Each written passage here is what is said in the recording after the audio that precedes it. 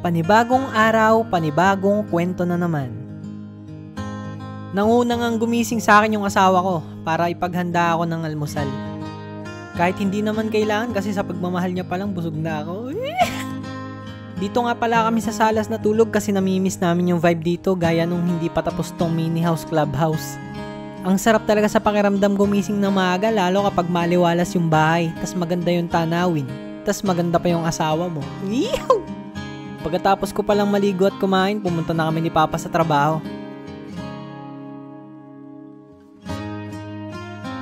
Dito nga pala kami nagtatrabaho kala Lolo, naglalatag kami ng tiles. Hindi pa kasi nagbubukas yung bagong project namin kaya dito muna kami nagtatrabaho. Nakakapagod din pala tumayo paminsan-minsan. Tabang poste lang, boss.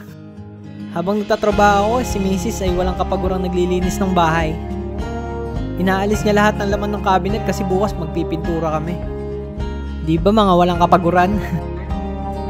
Pero kung may isang dahilan man guys kung bakit bawal akong mapagod, ipapakita ko na yun sa inyo ngayon. Yung sa bawat pag-uwi mo galing trabaho, may gantong sasalubong sa'yo.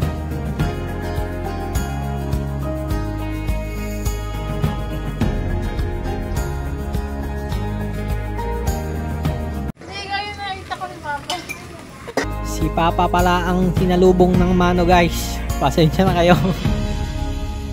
Oh, pakabait namang manugong. Alam nyo na guys kung bakit ako na-inlove talaga dyan. Talaga naman. Pati buong angkan ko guys niligawan talaga nyan. So ito muna ngayong araw guys. Maraming salamat sa panonood. Agad lang name.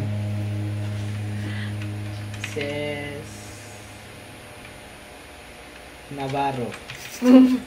Matindi ka. Dami pa na. And Mike. Pangit ng tunog. Unahin mo pangalan mo. Parang pagka hinabol tayo, Mike. Ikaw yung unahin. And baka iba pa ilagay mo his pangalan. Wife. Iba pa pangalan mailagay mo. Mike. Tapos. And gagawa ko ng page, hiniwala na. Mike and says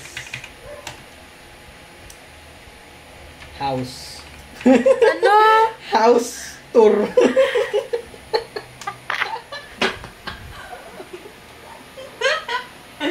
Mike and princess. Sasampaling kita, Ben.